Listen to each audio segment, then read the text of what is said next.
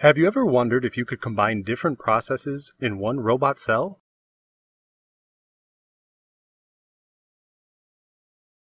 A FANUC R1000IA robot uses a spot welding gun to weld the brackets at the top of a toolbox.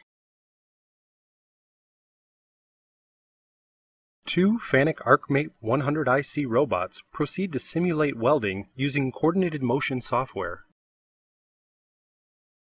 A 2-axis positioner allows the part to tilt while welding. This helps maintain an optimum torch angle. It also rotates to reposition the part to the opposite side.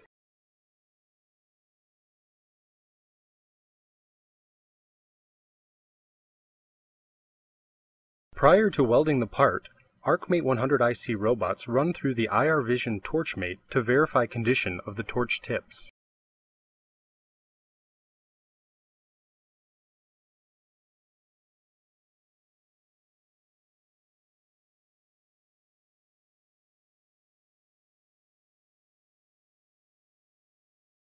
The FANUC R1000IA robot uses IR Vision weld tip inspection to verify the alignment and condition of the spot welding tips.